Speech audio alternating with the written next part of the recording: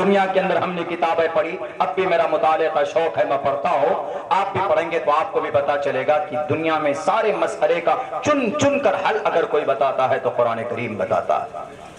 کسی کتاب کو پڑھنے پر ثواب نہیں ہے، لیکن قرآن کریم کو پڑھنے پر ثواب ہے۔ ایک حرف پڑھ لیجئے تو 10 نے کیا، ایک حرف پڑھ لیجئے۔ میرے سماج کے نوجوانوں، آپ اگر قرآن کی ایک آیت سیکھتے ہیں تو آپ کو 100 نفل رکعت نماز پڑھنے کا ثواب ملتا ہے ایک آیت سیکھنے پر۔ آپ کو گانا تو یاد ہے، سلمان خان، شاہ رخ خان، پٹھان، فلاں، یہ وہ، دیوانہ ویوانہ یاد کر لیتے ہیں، موبائلوں میں بھی گانا ہوگا، لیکن کبھی آپ you don't try your level best and to learn and to remember and to recite the Holy Quran. Why? کیوں نہیں آپ قرآن کریم کی تلاوت سیکھتے؟ ہمارے اگر نوجوانوں کو کھڑا کر دیا جائے کہ بھئی 10 آیتیں پڑھ کر سورہ فاتحہ پڑھ کر سناؤ، میرے خیال سے شاید کچھ نوجوان ہی کھڑے ہو پائیں گے جو یہ کہیں گے کہ مولانا ہاں ہم سورہ فاتحہ سنا سکتے۔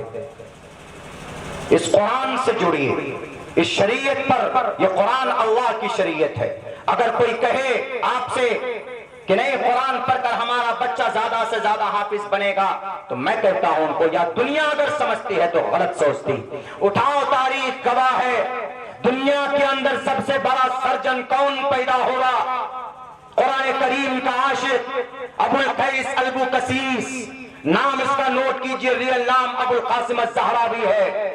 آج اگر ایم ڈی ڈاکٹر اگر آپریشن کرتا ہے تو جو سیزر استعمال کرتا ہے، جو بلیڈ استعمال کرتا ہے، جو ٹرے استعمال کرتا ہے آپریشن کے لیے، ان سے پوچھو کہ ان تمام چیزوں کا بانی کون؟ وہ کہے گا کہ ابو القاسم الزہراوی۔ آکسفورڈ یونیورسٹی کے اندر یہ ریسرچ، یہ تحقیق موجود ہے۔ اگر کوئی کہتا ہے کہ حافظ قرآن صرف مسجد اور مدرسے تک، صرف ان کی پہنچ وہاں تک ہوتی ہے، غلط بات ہے۔ جس کے سینے میں قرآن ہوتا ہے ان کے اندر دنیا کی تمام چیزیں یاد کرنے کی شکتی ہوتی ہے۔ اگر کسی کو غلط فہمی ہوتی ہے کہ ٹوپی اور داڑھی والا صرف قرآن سے محبت رکھتا ہے، بھارت کے سموِدھان سے محبت نہیں رکھتا ہے، تو غلط بات ہے۔ میں حافظ قرآن ہوں، میں سموِدھان کی 5 6 ہم فنڈامنٹل رائٹس کو زبانی سنا سکتے ہیں۔ جو اس دیش کے اندر میں کچھ لوگ ایسے ہوتے ہیں جو نفرتی ہوتے ہیں، ان کو بھارت کا پریامبل بھی یاد نہیں ہوگا جس کے اندر کہا گیا وی دا پیپل آف انڈیا، اس دیش کے اندر سب کے سب برابر ہے۔ آرٹیکل نمبر 14 میں کہا گیا equality before law اور the equal protection of the laws within the territory of India۔ Article number 15 میں کہا گیا prohibition of discrimination on grounds of religion، دھرم کے آدھار پر، ذاتی کے آدھار پر اس دیش میں بھید بھاؤ کرنا جرم ہے، یہ گناہ ہے۔ آرٹیکل نمبر 19 میں کہا گیا اگر مولانا عبداللہ کچھ کہنا چاہتا ہے، قانون کے دائرے میں اگر کچھ بولنا چاہتا ہے، تو آرٹیکل نمبر 19 کہتا ہے to freedom of expression, to freedom of speech and expression, قانون کے دائرے میں کچھ بھی بول سکتا ہے۔ اس دیش کے اندر جو انسانوں کی موت ہو جاتی ہے، انسانوں کو ٹوپی اور داڑھی کے نام پر کہیں کہیں پر مار دیا جاتا ہے، کچھ شرابیوں کی حرکت کی وجہ سے ایسا ہوتا ہے۔ بھارت کے آرٹیکل نمبر 21 کہتا ہے سموِدھان کا protection of our life and personal liberty, ایک ایک انسان کی جان کی رکشا کرنا ہمارے دیش کے سموِدھان نے ہم نے وہ موقع دیا۔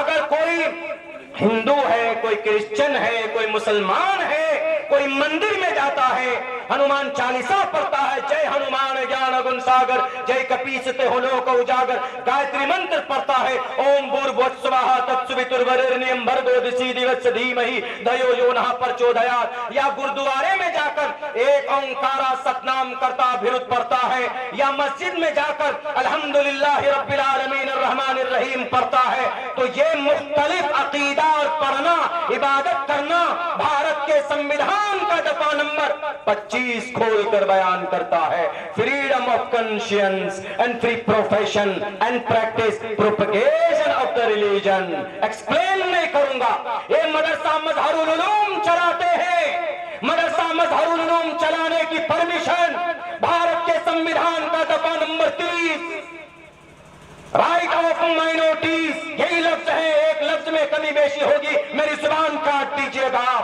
Right of minorities whether based on religion shall have the right to establish and administer educational institutions۔ Bharat کا سموِدھان اجازت دیتا ہے اس کا مطلب یہ نہیں کہ مولانا عبداللہ داڑھی والا ہے یا یہاں پر محترم علماء کرام بیٹھے ہیں ٹوپی والے ہیں تو ان کو دیش کا سمویدھان نہیں آتا ہے، دیش کے سمویدھان سے پیار و محبت نہیں ہے۔ انہی مدارس، انہی علماء کی قربانی کی وجہ سے یہ دیش تو آزاد ہوا۔ بہرکیف کوئی کہتا ہے کہ قرآن پڑھ کر ہمارا بچہ ڈاکٹر نہیں بن سکتا، لندن یونیورسٹی چلے جائیں آپ، وقت کافی ہو چکا ہے۔ لندن یونیورسٹی میں ایک کتاب رکھی ہوئی، اس کتاب کا نام القانون ہے، اس میں 10 لاکھ الفاظ ہیں۔ ہمارے قرآن میں کتنے ہیں؟ تقریباً 3 لاکھ سے زیادہ، کچھ زیادہ، لیکن اس کتاب میں القانون، this book has been written، یہ کتاب لکھی گئی ایک بڑے مہان ویکتی کے ذریعے۔ اس کتاب میں عبادت کے طریقے نہیں بتائے گئے، بلکہ اس کتاب کے اندر the theory of medicine and the theory of practice، doctorate کے اوپر میں یہ کتاب لکھی گئی ہے۔ ایم بی بی ایس کے بعد بڑا ڈاکٹر کون ہوتا ہے؟ ایم ڈی ہوتا ہے، ایم ڈی ہوتا ہے، ایم بی بی ایس کے بعد ایم ڈی ہوتا ہے۔ ایم بی بی ایس کے بعد یہ کتاب پڑھائی جاتی ایم ڈی بنانے کے لیے۔ اور پتہ ہے آپ کو اس کتاب کو لکھنے والا کون ہے؟ اس کتاب کو لکھنے والے کا نام شیخ حسین ابن علی سینا، جو 11 سال کی عمر میں حافظ قرآن بن گئے تھے۔ 11 سال کی عمر۔ ایسا نہیں ہے، وہ الگ بات ہے کہ ہمارا نظام اس وقت الگ ہے، ہم دینیات پر فوکس کیے ہوئے ہیں، لیکن میں جہاں تک میری ریسرچ ہے، میری تحقیق ہے، علماء کی حقائق، ان کے مسودے کی روشنی میں یہ کہنا چاہوں گا کہ بھئی اس وقت ضرورت ہے سماج کو عقیدہ بھی بتائیے، قرآن بھی بتائیے، اور قرآن سے جو مضامین نکلتے ہیں آج کے زمانے میں وہ بھی سمجھائیے ہمارے بچوں کو۔ یہ آرٹیکل ہم نے پڑھا، ایکوالٹی بیفور لا، کیا ہے اس میں؟ اس کے اندر میں برابری ہے۔ تو اللہ تبارک و تعالیٰ نے قرآن کریم کے اندر کہا ہے نا کہ تمہارے ذات دھرم کے بنیاد پر ہم تم کو محبوب نہیں سمجھتے ہیں، بلکہ ان اکرمکم عند اللہ اتقاکم، جو مجھ سے ڈرے گا وہ میرے نزدیک سب سے مبارک اور محترم ہوگا۔ بھارت کے اندر بھی وہی ناگرک سب سے بہتر ہے جو دیش کے سمویدھان کو مانتا ہے، جو قانون کو مانتا ہے، جو دیش سے پیار کرتا ہے، محبت کرتا ہے، اس کو مانتا ہے، اس کو دیش کے اندر میں سروشریشٹھ ناگرک مانا جاتا ہے۔ تو دیکھیے کتنی اچھی باتیں ہیں جو آج کھل کر لوگوں کے سامنے بیان کرنے کی ضرورت ہے۔ میں پرسوں ٹرین میں تھا، وندے بھارت ٹرین میں، ایک جج صاحب ملے گا، جج کی تیاری کر رہے تھے، جج تو ان کے سیٹ پاس میں تھی۔ انہوں نے ایک بات کہی ہم کو بہت اچھی لگی، انہوں نے کہا کہ مولانا آپ مسلم ہیں؟ ہم نے کہا کہ ہاں۔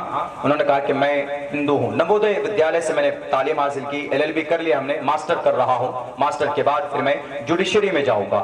ہم نے کہا کہ سر اچھا ایک بات بتائیے، آپ کے بیچ میں سمادھان ہونا چاہیے، ہمارے دیش میں بہت نفرت ہے، ہندو مسلم کرسچن، یہ مدرسہ ٹوپی داڑھی، بہت سارے الٹے سیدھے نعرے وغیرہ لگتے ہیں، کیسا ہوگا؟ انہوں نے بس صرف 2 باتیں کہی مجھ سے۔ انہوں نے کہا کہ ہندو مسلمان کے بارے میں نہیں جانتا، مسلمان ہندو کے بارے میں نہیں جانتا، اسی لیے یہ لڑائی ہے۔ ضرورت ہے ہمیں ایک دوسرے کو جاننے کی، مسلمانوں کو بھی ضرورت ہے کہ بھئی یہاں کے کلچر کو جانیں، اپنے بچوں کو اپنی شریعت کا، اپنے قرآن